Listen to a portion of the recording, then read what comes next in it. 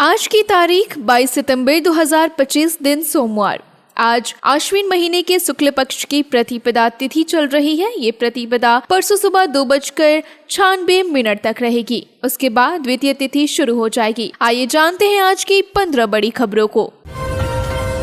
नवरात्रि का महापर्व नवरात्रि 9 दिनों का बड़ा त्योहार है। साल में कुल 4 नवरात्रि होती हैं। इनमें चैत्र और शारदीय नवरात्रि सबसे ज्यादा लोकप्रिय है। बाकी 2 नवरात्रि को गुप्त नवरात्रि कहा जाता है। गुप्त नवरात्रि में साधक देवी की 10 महाविद्याओं का साधना करते हैं। ये साधना तंत्र से जुड़ी होती है। चैत्र नवरात्रि में 9 देवी रूपों की पूजा होती है। लोग उपवास और भक्ति में लीन रहते हैं।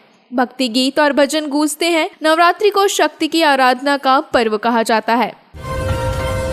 बलिया में प्रतिमा विवाद। उत्तर प्रदेश के बलिया से एक खबर आई है। कुछ शरारती लोगों ने महाराजा सुहेलदेव की प्रतिमा तोड़ दी। ये घटना हसनपुर गांव की है। प्रतिमा सड़क किनारे स्थापित थी। लोगों ने इसकी शिकायत पुलिस को दी। पुलिस तुरंत मौके पर पहुंची। FIR दर्ज करके जांच शुरू हुई। गांव में तनाव का माहौल है। लोग आरोपी पर कड़ी कार्रवाई की मांग कर रहे हैं। फिलहाल पुलिस पूरे मामले को गंभीरता से देख रही है।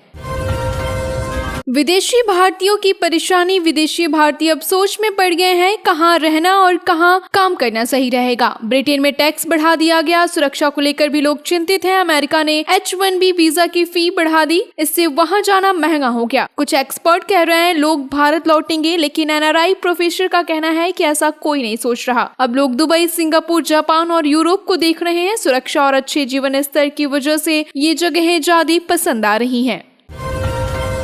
ट्रंप का भारत पर वार। अमेरिकी राष्ट्रपति डोनाल्ड ट्रंप ने बड़ा कदम उठाया। भारत पर ट्रेड वॉर तेज कर दिया। पहले 50% टैरिफ लगाया था। अब H-1B वीजा फी बढ़ाने की घोषणा की। हर साल $1 लाख की फी लगेगी। इससे भारतीय प्रोफेशनल्स में चिंता बढ़ गई। लोग सोच रहे हैं कि अब अमेरिका में काम करना मुश्किल होगा। कई भारतीय IT सेक्टर से जुड़े लोग परेशान हैं। ट्रंप के इस फैसले पर खूब चर्चा हो रही है। भारत और अमेरिका के रिश्तों पर असर पड़ सकता है।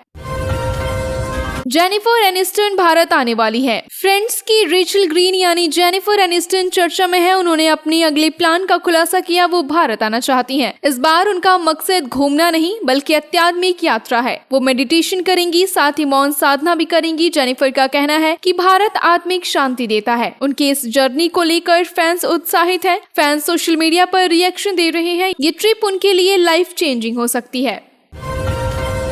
गडकरी का बयान सुर्खियों में। केंद्रीय मंत्री नितिन गडकरी ने बयान दिया। उन्होंने कहा, मैं ब्राह्मण जाति से हूँ। भगवान ने हम पर सबसे बड़ा उपकार किया कि हमें आरक्षण नहीं है। महाराष्ट्र में ब्राह्मणों को उतना महत्व नहीं मिलता। यूपी और बिहार में उनका दबदबा है। वहाँ दुबे, मिश्रा, त्रिपाठी जैसे नाम मशहूर हैं। जैसे महाराष्ट्र में मराठा जाति का महत्व है, वैसे ही उत्तर भारत में ब्राह्मणों का।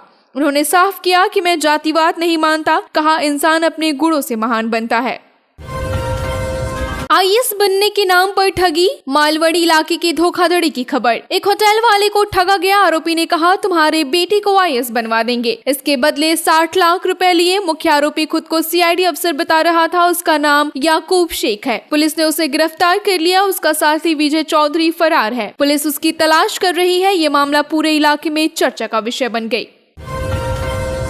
रूस नाटो में तनाव। ब्रिटेन ने रूस को कड़ा संदेश दिया। ब्रिटिश फाइटर जेट पोलैंड भेजे गए। ये कदम नाटो सुरक्षा मिशन का हिस्सा है। रूस बार बार पोलैंड की वायु सीमा पे ड्रोन भेज रहा था। ब्रिटेन ने कहा, ये बर्दाश्त नहीं किया जाएगा। ब्रिटिश विमानों में पोलैंड के ऊपर उड़ान भरी। ये रूस को चेतावनी है। नाटो पूरी ताकत से रक्षा करेगा। तनाव और बढ़ सकता है। दुनिया इस पर नजर रख रही है।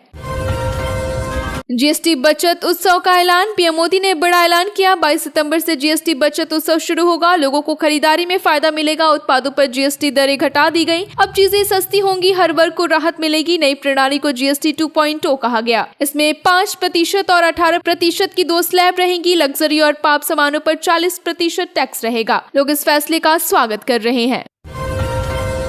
AI से नौकरियों का खतरा। टेक दुनिया में AI चर्चा में है। कई कंपनियों ने AI आने के बाद छटनी की। सैकड़ों लोगों की नौकरियां चली गई। OpenAI के CEO सैम ऑल्टमैन ने चेतावनी दी। कहा, सबसे पहले कस्टमर सर्विस की नौकरियां जाएंगी। फोन और कंप्यूटर सपोर्ट AI करेगा। इससे लोगों में डर फैल गया। कई लोग मांग कर रहे हैं कि AI को सीमित किया जाए। नौकरी पेशा लोगों में चिंता है। भविष्य में हालत और बदल सकती है। आधार अपडेट का नया ऐप। सरकार नया कदम उठाने जा रही है। आधार अपडेट अब आसान होगा। इसके लिए ई-आधार ऐप लॉन्च होगा। नाम, पता और जन्मतिथि बदल पाएंगे। अब लंबी कतारों में लगने की जरूरत नहीं होगी। पहले केंद्रों पर स्लॉट बुक करना पड़ता था, अब ये काम मोबाइल से होगा। UIDAI इस ऐप को बना रहा है। रिपोर्ट्स कहती है कि जल्द लॉन्च होगा, लोगों को इससे बड़ी राहत मिलेगी।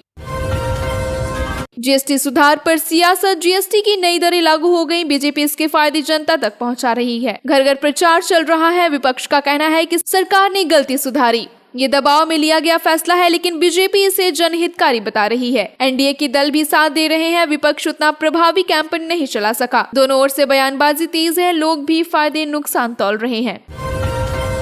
मिडिल ईस्ट में बढ़ा तनाव। कतर पर इजराइल का हमला हुआ, अब तुर्की पर खतरा मंडरा रहा है। इजरायली टिप्पणीकारों ने तुर्की को निशाना बताया। वॉशिंगटन के विशेषज्ञों ने भी चेतावनी दी, कहा तुर्की सिर्फ नाटो पर भरोसा न करे, स्थिति और बिगड़ सकती है। मिडिल ईस्ट का माहौल तनावपूर्ण है। कई देश हालत पर नजर रखते हुए हैं। तुर्की की सुरक्षा पर सवाल उठ रहे हैं। अगला कदम क्या होगा, सबकी नजर वहीं है। पाकिस्तान सऊदी समझौता। पाकिस्तान को सऊदी अरब से मदद मिली। सऊदी ने उसे सस्ता कर्ज दिया। ब्याज दर पर सिर्फ 4% रखी गई। ये बड़ी राहत है पाकिस्तान के लिए। दोनों देशों ने रक्षा समझौता भी किया। अगर किसी एक पर हमला होगा तो दोनों मानेंगे कि हमला उन पर हुआ। ये समझौता ऐतिहासिक माना जा रहा है। पाकिस्तान की आर्थिक हालत खराब है, इससे मदद से उसे थोड़ा राहत मिलेगा। शहबाज शरीफ की मुलाकात। पाक PM शहबाज शरीफ न्यूयॉर्क पहुंचे। वो UNGA की 80 बैठक में शामिल हुए। यहाँ मुस्लिम देशों के नेताओं से मुलाकात करेंगे। अमेरिकी राष्ट्रपति डोनाल्ड ट्रंप से भी मुलाकात तय है। बैठक में शांति और सुरक्षा पर चर्चा होगी। विदेश मंत्रालय ने इसकी जानकारी दी। विदेश मंत्री इशाक डार भी शामिल होंगे। बाकी वरिष्ठ मंत्री और अधिकारी भी साथ होंगे। ये मुलाकात पाकिस्तान के लिए अहम मानी जा रही है। दुनिया की नजर इस बैठक पर टिकी है।